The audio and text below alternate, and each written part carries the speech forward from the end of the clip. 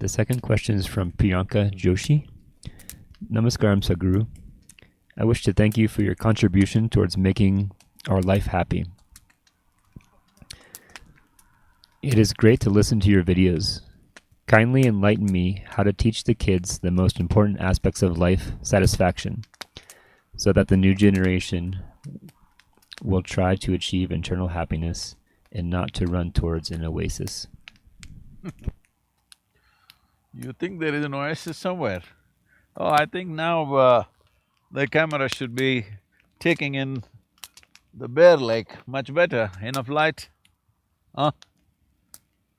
So, a fantastic lake out here. Beautiful, large, I really don't know how large it is. It looks like somebody who comes from West Asia said it looks like Mediterranean Sea. Yes, it does, it's quite large.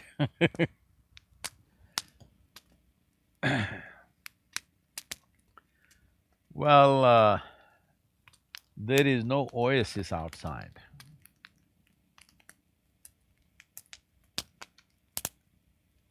Even if there's an ocean, people can still drown in it.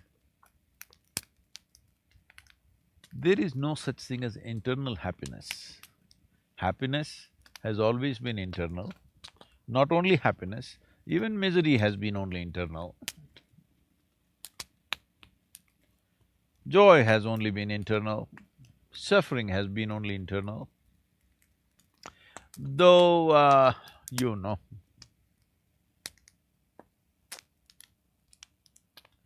poets and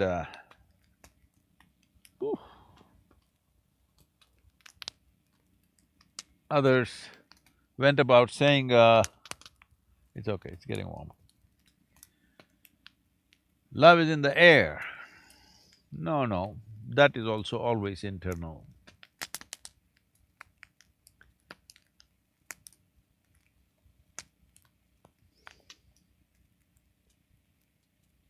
Everything that you experience is internal.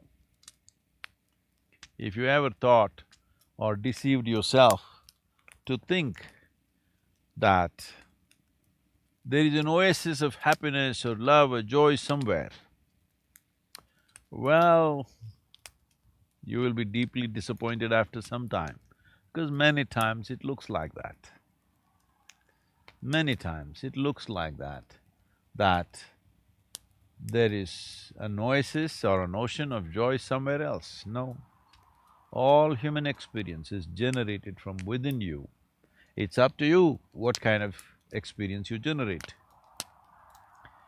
Well, everybody wants to guide the youth or the children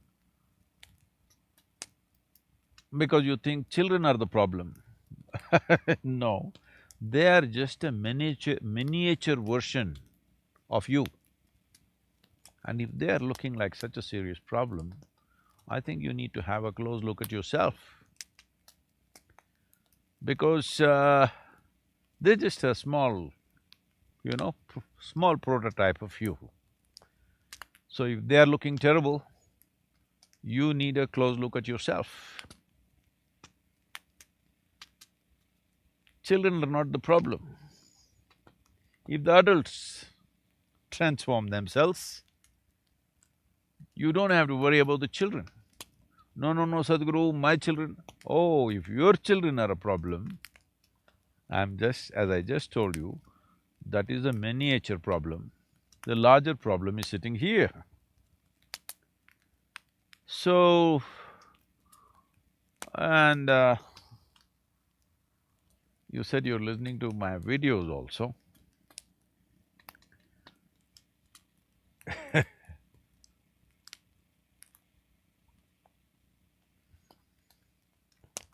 You must listen some more because I've said a lot about this aspect. If you are really interested in making your children wonderful, if you're genuinely interested, because I'm using this word genuinely not to insult you, but to stress on this, because most parents are only interested in their children being little better than the neighbor's children. How much marks did you get? How much money did you earn? What is your social status? This seems to be the concern of most parents. When it is so, naturally your children are looking for a stupid oasis which doesn't exist somewhere. Because it is you who has given them this idea that everything of value for a human being is somewhere outside in the society. Either in the money that you gather or wealth that you gather or status or symbols that you gather, feathers in your beak.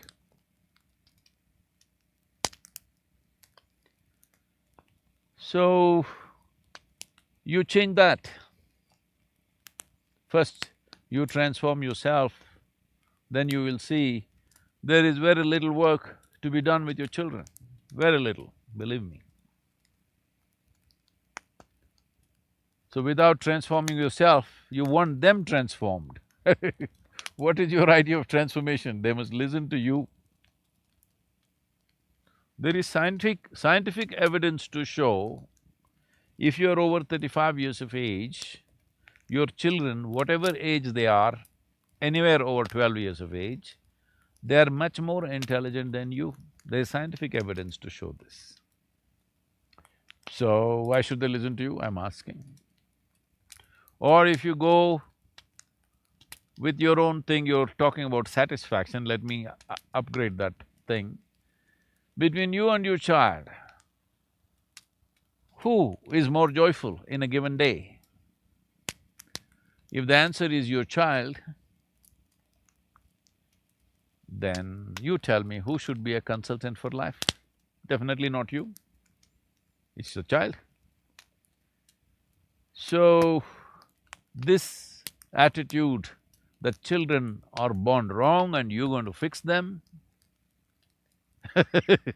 Creator has made a mistake. No, it's your mistake, you should know that. And you're going to fix the mistake. No, nothing like that. Life has come well. It is just your messing which is the problem. So whatever mess up you've done with yourself, if you fix that, there will be very little to fix with your child. Maybe you have to just teach them a few survival skills to survive in this world. And rest of it, that life will figure out in its own way. Or you said, throw some light, is it? No.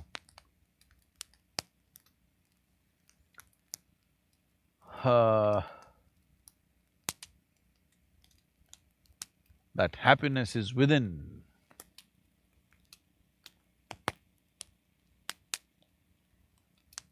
I want you to look at something very fundamental. Did you find a job or start a business or decide to go after something in search of happiness, thinking that it will get you happiness, or you found happiness within you and as an expression of joy you went out and did this? Now you have a child means you're married, I believe. So did you get married in pursuit of happiness or in expression of your joy? Did you have children in pursuit of happiness or in an expression of your joy? You must look at these things. Don't make your children listen to this video. You should listen to it and get it, because this is very important that you understand. You yourself have been looking for that oasis all your life, and now you want your child to find inner satisfaction or inner fulfillment or joy. How will this happen? You're definitely not qualified to do that. So, qualification is not in some learning, qualification is in just this simple realization, human experience can only happen from within, that's all. Whatever it is, joy or misery, can only happen from within. Fulfillment or disgruntlement, both can only happen from within. If you know this one thing absolutely, do whatever you want. What's my problem? You like frustration, enjoy it. You like to be disgruntled, enjoy it. What's my problem? But you must know, it is caused by you, nobody else but you, that's all. As long as you know this, then what you want to cause to yourself is up to you. So the same thing the child should know, whether it's joy or misery, fulfillment or frustration, both are caused from within. He should know it's his responsibility to cause what he wants to himself.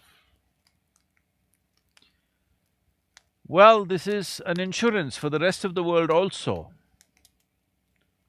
One who is in some sense fulfilled within himself or herself, or one who is joyful by their own nature, have no issues with the world around. Because when your well-being does not depend on anything around you, then you will do what is needed. Sometimes what you needed may need gentle handling, sometimes it may need forceful handling, sometimes it may need loving handling, sometimes it may need tough handling. You will do what's needed. Only when you're able to do just what is needed will your… what is called as human intelligence, which is a phenomenal process, is not just intellect of thoughts, human intelligence will find expression. But if you are tied up in knots, this will bring happiness to me, this will bring unhappiness to me, this I enjoy, this I suffer. Once you're tied up in these boundaries and knots, your intelligence is frozen. It will never melt it will never flow like water, it is frozen. Well, frozen ice has its purposes. Frozen ice is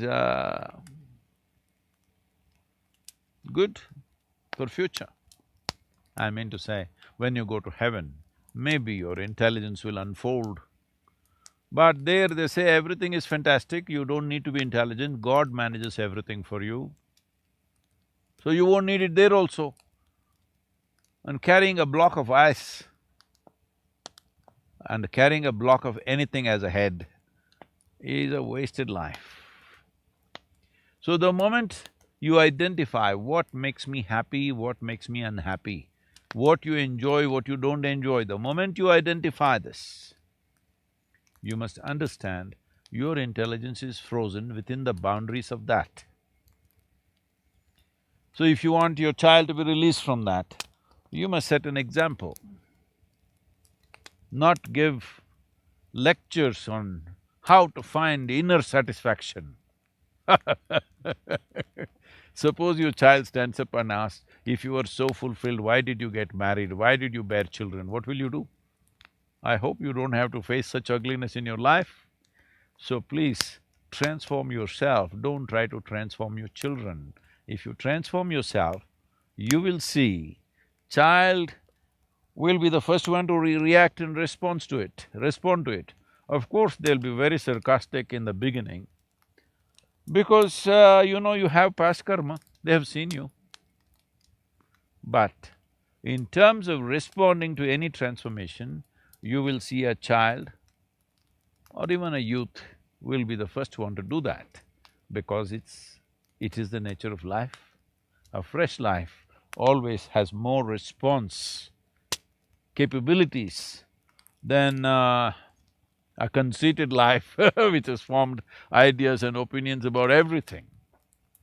So age is just this.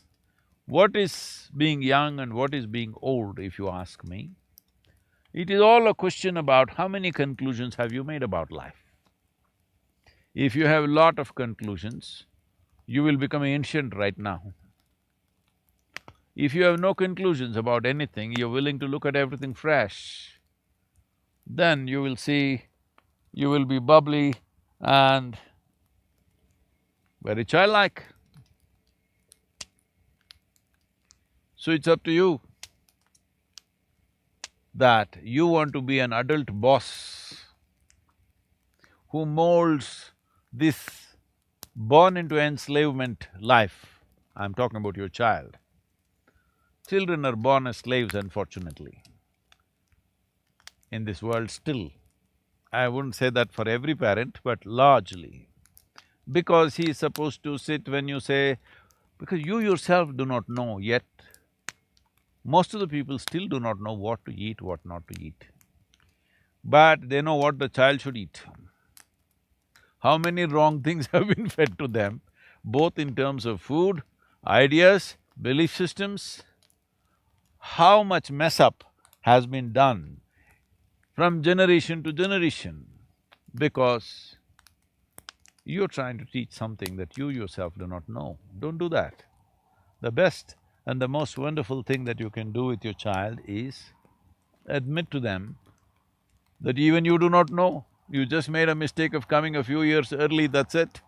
Otherwise, what the hell do you have that the child doesn't have? At least he has fresh brains, you have frozen ones. There are lots of fishermen out here, fresh fish and frozen fish, just like that. So, live brains and dead brains. Brains are dead because more and more conclusions you make, the more and more you cripple yourself. The reason why every human being is not naturally a mystic is simply because they have belief systems, they have ideologies, they have philosophies, they have moral codes, they have ethical codes, and they are also well-behaved. So they've done all the wrong things with life. So, exploration has stopped. When exploration stops, life will not happen as an explosion. It happens like a trickle, like survival, existence, but no exuberance of life. So your child has some exuberance, don't kill it with your silly ideas and philosophies. Please see if you can infuse that exuberance into yourself. And if you are an exuberant life, you don't have to do much with the child. They will grow up well. And if you don't stop running after some mirage of an oasis, it's just a mirage, there is no oasis, that it looks like it's going to satisfy everything. But when you get there, it doesn't work. You must see the advertisements. If you look at the commercials on the planet, you will understand what I'm saying. There was because you're using the word satisfaction, there used to be one ad in India when we were growing up, action for satisfaction, scissors, smoke the cigarette and you will be satisfied. Well, fortunately that brand is gone out, I think. Scissors, it'll cut your lungs from inside, that's what they were saying. You didn't get it. Generations of people smoked it. Here, somebody's advertising, you buy this car, that's it, your life is fulfilled, you will be joyful for the rest of your life. Well, you can… I'm not encouraging you to smoke, but you can smoke a cigarette, you can buy a car. But smokers don't look joyful, nor drivers look joyful. Just watch on the street, all those people who are driving their dream cars, are they bursting with joy? They're not. So, the oasis only is a mirage. If you don't see that, don't expect your child to see that. You have to show it to him by example, not by your teaching. Hmm?